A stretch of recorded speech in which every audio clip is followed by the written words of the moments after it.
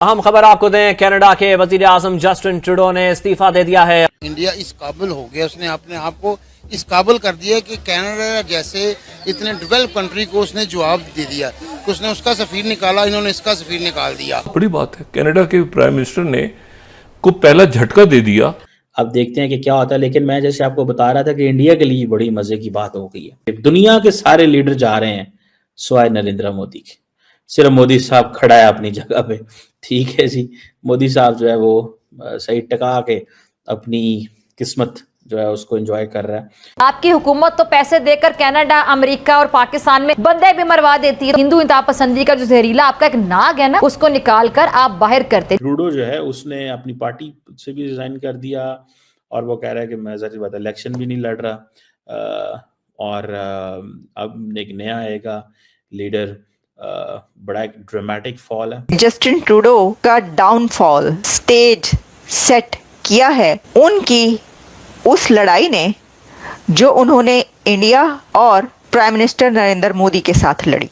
दोस्तों, जिस तरीके से भारत की जीत हुई है कनाडा वाले विषय पे, उसमें जस्टिन ट्रूडो को इस समय इस्तीफा दे के अपना पीछा छुड़ाना पड़ा है। जस्टिन ट्रूडो की लोकप्रियता जिस स्पीड से घटी है, इस बंदे को जो कि इलेक्शन जीत के आया था, हालांकि ये माइनॉरिटी गवर्नमेंट से बना था, उसके बावजूद आज हालात ये हैं, न सिर्फ प्राइम मिनिस्टर के पद से इस्तीफा दिया है बल्कि पार्टी के नेतृत्व के पद से भी इसने इस्तीफा दिया है। इतने बुरे हाल हो गए थे जिस तरीके से इसने न सिर्फ भारत के साथ संबंध खराब किए बल्कि दूसरे देशों के साथ भी इसने संबंध खराब किए हैं और अपने लोगों की जिंदगियां भी इसने बहुत खराब की है। किसान आंदोलन पे भारत को ज्ञान देने वाला ये व्यक्ति किस तरीके से ट्रकर्स के खिलाफ इमरजेंसी लगाकर डंडे लेके पड़ा था, ये आपने देखा ही था। लेकिन इस दोगले व्यक्ति को अब इसी की अकड़ ने सत्ता छोड़ने पर मजबूर कर दिया और सत्ता छोड़ते हुए भी इसने कहा है कि मैं लौट के फिर वापस आऊंगा। कैनेडियंस का दुर्भाग्य है कि ये व्यक्ति अब भी उनका पूर्ण रूप से पीछा नहीं छोड़ रहा। हालांकि पियर पोलिवर के आने की संभावना काफी ज्यादा है, लेकिन अगर हाल यही रहता है, जो सिचुएशन इस समय बनी हुई है, जो बात करते रहे, कभी वो भारत के हक में स्टेटमेंट देते रहे, लेकिन साथ ही नेक्स्ट फ्यू आवर्स में उनकी स्टेटमेंट्स ही आ जाती थी कि वो कहते थे कि जो कुछ चल रहा है, जो कत्ल की खबरें थी और दोनों कंट्रीज के बीच जो डिस्प्यूट रहा,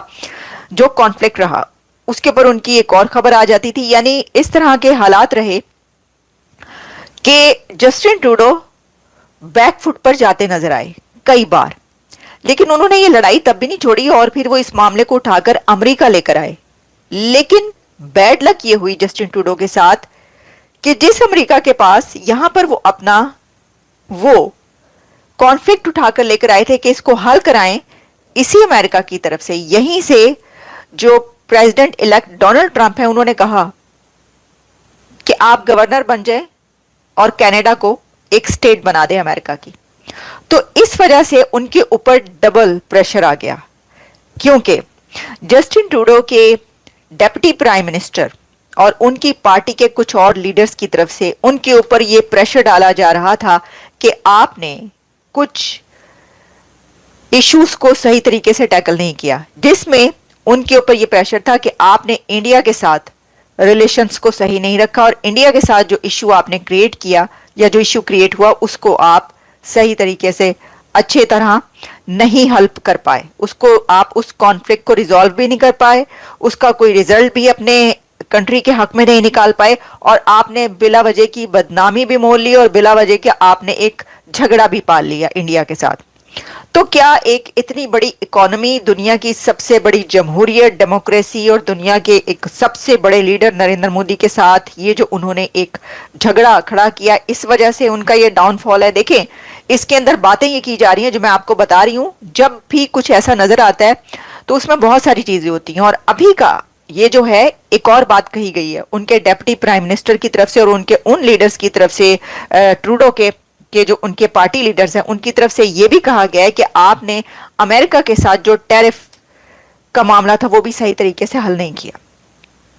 उनके पार्टी लीडर्स का और उनकी पब्लिक का ये कहना है कि अमेरिका के साथ भी एक और नया कॉन्फ्लिक्ट उस वक्त सामने आ गया कि जब ट्रंप की तरफ से सपोर्ट करने के बजाय या ये कहने के बजाय कि ठीक है हम टैरिफ का मामला जो है देखते हैं, हम टैरिफ नहीं लगाएंगे या कुछ भी, जरा कुछ साथ देने, सपोर्ट के बजाय उन्होंने कहा कि आप अपना कंट्री जो है वो एक हमारे उसमें जम कर दें। अपनी पार्टी से भी रिजाइन कर दिया और वो कह रहा है कि मैं जाहिर बात है इलेक्शन भी नहीं लड़ रहा।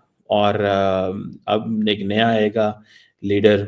बड़ा एक ड्रामेटिक फॉल है 2013 से, ठीक है जी।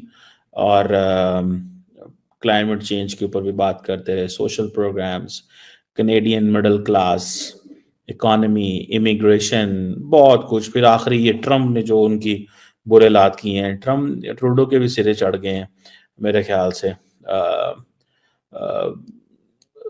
लेकिन वो जिसे कहते हैं ना कि आप एक दफ़ा एक लीडर से तो जान छुड़ा लेते हैं, लेकिन जब नई लीडरशिप आती है तो उनके सामने भी बड़े लंबे चौड़े चैलेंजेस होते हैं। अब ट्रूडो जो है मैं आई थिंक 43 का था जब उसने पावर ली। हैरानी हो, अब देखते हैं कि क्या होता है। लेकिन मैं जैसे आपको बता रहा था कि इंडिया के लिए बड़ी मज़े की बात हो गई है। उसके लिए बहुत सारे लॉजिक है, उसके ऊपर मैं बात करूंगा, क्योंकि हम इसको देखते हैं कि अमेरिका के अंदर भी नई लीडरशिप, कनाडा के अंदर भी नई लीडरशिप, दुनिया के सारे लीडर जा रहे हैं सिवाय नरेंद्र मोदी के। सिर्फ मोदी साहब खड़ा है अपनी जगह पे। ठीक है जी, मोदी साहब जो है वो सही टका के अपनी किस्मत जो है उसको एंजॉय कर रहा है। कोई चैलेंज नहीं है मोदी साहब के सामने। 2029 तक कमज़ोर अपोजिशन है, बहुत कुछ है। खैर एनी हो, जो जस्टिन ट्रूडो ने ये जो रेजिग्नेशन अनाउंस किया, तकरीबन 10 साल बाद अपनी हुकूमत छोड़ी है, इलेक्शन जीते हैं, और सबसे ज़्यादा खुशी मैं गारंटी से कह सकता हूँ इंडिया में है, और उसकी बहुत सारी वजह हैं।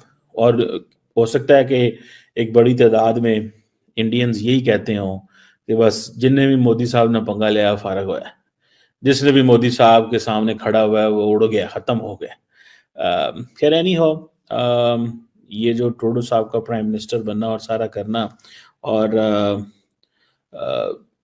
जो क्या नाम है उसका, ट्रूडो तो जो था ही था, लेकिन ट्रूडो से पहले जो हार्पर साहब प्राइम मिनिस्टर थे, स्टेफन हार्पर आई थिंक उनका नाम था, वो भी इंडिया से बड़े मजबूत ताल्लुकात के ख्वाहिश था। मैं पढ़ रहा था कि 2011 जो है उन्होंने ईयर ऑफ इंडिया मनाया था इन कनाडा। सो उस वक्त जारी बात है बहुत सारे इंडियंस कनाडा पहुंचे। ट्रूडो ने बड़े अच्छे ताल्लुकात ट्रूडो के दौर में भी रहे, और 2018 में जस्टिन ट्रूडो इंडिया आए। मेरा ख्याल है वो फेमस इवेंट जहाँ पे उनका बच्चा जो है वो लेट गया, और तो वो एक चीज़ जो थी हुई। खैर एनी हो, अब क्योंकि वो जा रहे हैं, लेकिन एक चैलेंज इंडिया और कनाडा के रिलेशंस में है। इंडिया ने पहले ही बड़ी टफ लाइन ली थी, इंडिया आने वाली हुकूमत में और टफ लाइन लेगा। और मैंने अगले दिन आपको पता है एक स्टोरी दी थी। मैं I don't give stories, I give analysis. लेकिन मैंने आपको बताया था कि प्राइम मिनिस्टर क्या नाम है हमारे जो डॉक्टर जयशंकर साहब हैं, जयशंकर साहब ने जो निखिल गुप्ता है उसको एक्स्ट्राडाइट कर लिया है, और वो उसको लेके इंडिया आ गए हैं, और वो पहुंच गया हुआ है। बहरहाल इसके ऊपर I leave it to history, और I leave it to someone जो इंडिया के अंदर इसके ऊपर कमेंट करे, या MEA से जयसवाल साहब से पूछे सवाल कोई। I don't know if someone ask will not. मेरी ट्वीट के बाद किसी ने पूछा तो नहीं है, मेरी कोई इतनी ज़्यादा तो ट्वीट की फॉलोइंग नहीं है, लेकिन फिर भी I made a point. So